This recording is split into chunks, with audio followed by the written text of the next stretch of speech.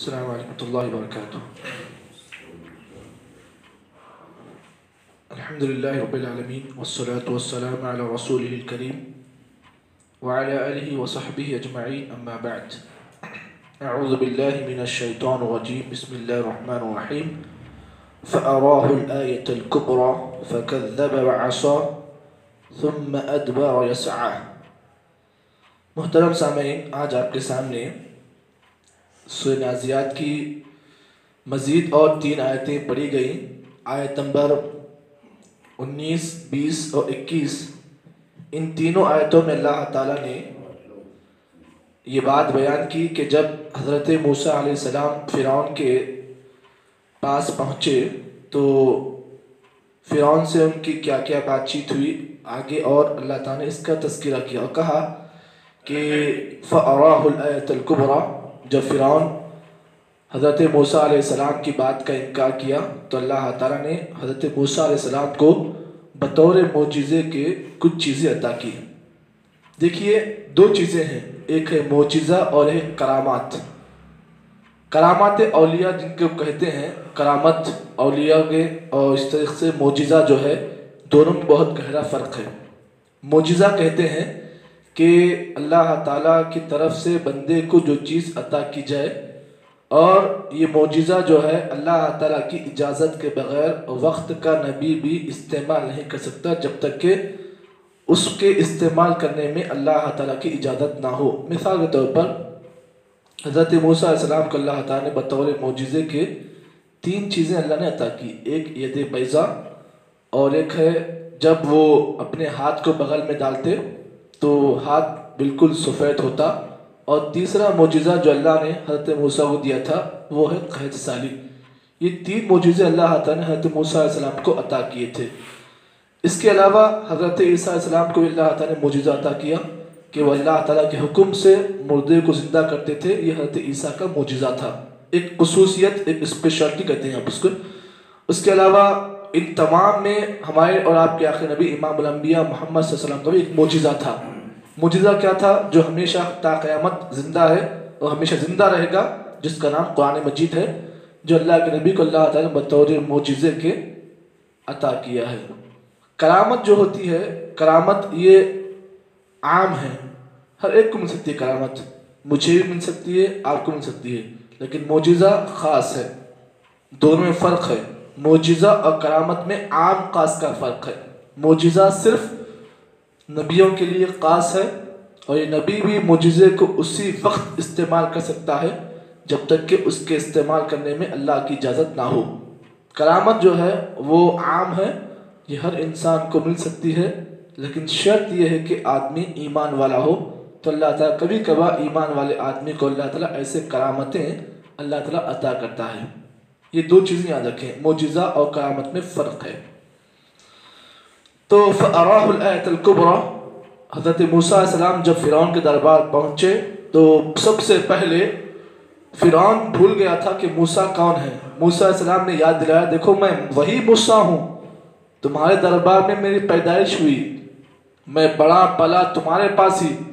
تو فرعون جب ارے تو موسیٰ ہے، أَلَمْ نُرَبِّكَ فِينَا وَلِيدًا، ارے تو ہمارے پاس ہی بچپن تیرا گزرا ہے، اور تیری یہ وجہ کہ تو ہمارے پاس آ کر ہمیں ہی سمجھا رہا ہے۔ پورا منظر جو ہے اللہ تعالیٰ نے سورہ قصص کی آیتوں میں اللہ نے بیان کیا ہے۔ تو جب موسیٰ علیہ السلام فرعون کے دربار پہنچے، سب سے پہلے سمجھایا فرعون کو، اچھی باتیں دے کے سمجھائی کہ فرعون آپ یہ چیز چھوڑ دو، اللہ تعالیٰ کو مانو، رب کی توحید کا اقرار کرو، لیکن فرعون نے اس کا انکار کیا۔ انکار کرنے کے بعد کیا ہوا؟ انکار کرنے کے بعد اللہ تعالیٰ نے حضرت موسیٰ علیہ السلام کو کچھ معجزے عطا کیے تھے۔ فَأَرَاهُ الْآيَةَ الْكُبْرَى، اللہ تعالیٰ کی طرف سے بڑی بڑی نشانیاں اللہ نے حضرت موسیٰ کو عطا کی تھی۔ کیا کیا عطا کی تھی؟ میں نے پہلے بتایا آپ کو، 3 معجزے اللہ نے عطا کیے۔ ایک تو ید بیضا، ایک جو ہے ہاتھ جو ڈالتے آپ کا ہاتھ سفید ہوتا، لاٹھی جو ہوتی ہے آپ کی، اگر چھوڑتے اللہ کے حکم سے تو وہ کیا ہے، اژدھا بن جاتا۔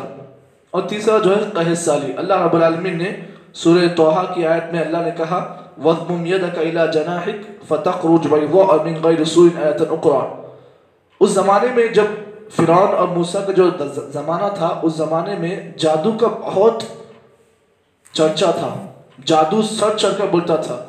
तो फिरौन हज़रत मूसा के इन मुजिज़ों को देखकर उसने समझा कि बड़ा जादूगर है, जादू की करतब दिखा रहा है। तो जब ये तमाम जो चीज़ें हज़रत मूसा अलैहिस्सलाम ने फिरौन के सामने पेश की, तो फिरौन जादू समझकर इसका इनकार किया और कहा, देखो तो हमारे पास तुमसे बड़े जादूगर हैं। एक दिन मुकाबला हुआ, मुकाबला होने के बाद क्या हुआ आप जानते हैं। जादूगरों का मूसा का जब मुकाबला हुआ तो अल्लाह ताला के हुक्म से जब मूसा अलैहिस्सलाम ने लाठी फेंकी तो बड़ा अजदा बन गया और सारे जादूगर जो थे, सबके जितने सांप थे अजदे ने सब खा लिए। तो सारे जादूगरों ने ये चीज़ जान ली। जादूगरों को फिरौन ने कहा, देख ये जो मूसा है इसके पास एक जादू है, अगर तुम इसे अगर हार दोगे, तुम जीत जाओगे, तो फिर मैं जो तुम बोलोगे मैं वो करूँगा। तो जादूगर ने कहा कि ऐ मूसा, ऐ फिरौन, हम आपके हुक्म से, हम आपकी बात मानकर हम इस पर जीत जाएंगे, गलबा पाएंगे। उसके बाद क्या हुआ, मुकाबला हुआ। मुकाबले में हज़रत मूसा अलैहिस्सलाम जीत गए और जादूगर ने हज़रत मूसा अलैहिस्सलाम के इस चीज़ को देखकर समझ गए कि नहीं, मूसा का ये जादू नहीं है बल्कि मूसा अल्लाह के सच्चे नबी हैं। सारे जादूगरों की जमात जो हज़रत मूसा अलैहिस्सलाम को हराने के लिए आई थी, सब ने अल्लाह ताला पर ईमान ला लिया। तो फिरौन ने कहा, अरे तुम ईमान लाते हो, हालांकि तुमको बुलाया मैं और तुम मेरे अलावा अल्लाह को मानते हो। सारे जादूगरों ने कहा, देख ला वैरा इन्ना इला रब्बिना रागिबून, हम तेरी परवाह नहीं करते हैं बल्कि अब हम ईमान वाले बन चुके हैं, हमारे साथ तू जो करना है कर ले। बतौर फिरौन ने सज़ा ये दी कि उनके आज़ा को फिरौन ने काटा, एक पैर दायां पैर, फिर दायां हाथ, बायां पैर, फिर बायां हाथ, ऐसे तरीके से फिरौन ने उन्हें सज़ा दी। उसके बाद उन्हें सूली लटका कर उन्हें फिरौन ने सज़ा दी। तो ये तमाम जो वाक़यात है, इसमें ये चीज़ मालूम हुई कि हज़रत मूसा अलैहिस्सलाम के सामने जब फिरौन का जब आमना सामना हुआ तो मूसा अलैहिस्सलाम ने उन्हें बतौर मोजिज़े के फ़अराहुल आयतुल कुबरा, अल्लाह की तरफ से जो मोजिज़ा अता किया था उसे मूसा ने फिरौन के सामने पेश किया। फ़कज़्ज़ब वअसा, जब ये मोजिज़े जब मूसा अलैहिस्सलाम ने फिरौन के सामने पेश किए, फ़कज़्ज़ब वअसा, तो फिरौन ने दो काम किए। पहला काम ये किया कि उसका झुटलाने का काम किया, झुटलाया, वअसा और नाफरमानी की। देखिए ये बात याद रखें कि फिरौन के ताल्लुक़ से अल्लाह ने जो बात बयान की फ़कज़्ज़ब वअसा, इसमें अहले ईमान के लिए एक नुक्ता ये है कि जब कभी भी अल्लाह की तरफ से कोई बात आपके सामने पेश की जाए, रब की जानिब से जो निशानी आपके सामने पेश की जाए, रब की तरफ से जो बात आपके सामने आए, चाहे वो कुरान की आयत के ज़रिए से हो, चाहे अल्लाह का कोई फरमान क्यों ना हो, तो हमारा और आपका ईमान ये होना चाहिए कि हम फिरौन की तरह हम अपना तवज्जो ना करें, बल्कि हम क्या करें, हम उस बात को माने और उसकी नाफरमानी ना करें। इसीलिए फ़र्क ये है कि फिरौन ने क्या किया, अल्लाह की तरफ से जो मोजिज़े थे, निशानियाँ थी, उसका इनकार किया। तो अहले ईमान को चाहिए कि जब कभी उनके सामने अल्लाह की तरफ से कोई निशानी आए तो अहले ईमान को चाहिए उसे माने, उसे कबूल करे, वरना अगर उसका इनकार करेंगे, उसे झुटलाएंगे, तो फिरौन में और उस आदमी में कोई फ़र्क नहीं रहेगा। फिरौन ने क्या किया, अल्लाह की तरफ से जो निशानियाँ थी, जो मोजिज़ात थे, उसका इनकार किया। तो मालूम ये हुआ अल्लाह की तरफ निशानियों का आना और बंदा उन निशानियों को देखना, देखने के बाद अगर कोई बंदा उसका इनकार करता है तो फिर इस बात को आप जान लें कि अल्लाह ताला ने जिस तरीके से फिरौन को जो अल्लाह ने मलामत की, फिरौन के सिलसिले में अल्लाह ताला ने जो सज़ा दी, वो सज़ा एक बंदे को भी अल्लाह ताला दे सकता है। लेकिन शर्त इस बात की है कि बंदे को चाहिए कि जब भी अल्लाह की तरफ से कोई हुक्म आए, कोई निशानी आए, तो बंदा उसे माने, उसे कबूल करे। उसके बाद इस जो आखिरी आयत जो आपके सामने पेश की, अल्लाह ने फरमाया सुम्मा अदबरा यसआ, फिरौन ने क्या किया, हज़रत मूसा अलैहिस्सलाम के सामने जब ये निशानियाँ जब मूसा ने पेश की तो उसने पीठ फेरा और भागने की कोशिश की।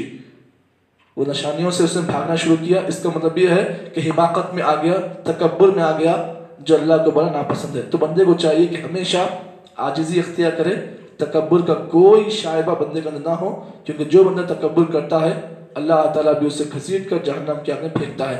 ये कुछ बातें थी जो आज के आयतों के सिलसिले में आपके सामने पेश की हैं। आगे की और भी आयतें जिसमें अल्लाह ताला ने یہ بات بیان کی کہ فرعون کا انجام کیا ہوا، اللہ نے سزا کیسے دی، آگے کی آیتوں میں اللہ نے اس کا تذکرہ کیا۔ اللہ سے دعا ہے کہ اللہ تعالیٰ مجھ کو اور آپ کو جتنی باتیں بتائی گئی ہیں ان تمام باتوں کے مطابق عمل کرنے کی توفیق عطا کرے۔ سبحان اللہ بحمدہ، سبحانک اللہم وبحمدک، نشہد ان لا الہ الا انت، نستغفرک ونتوب الیک۔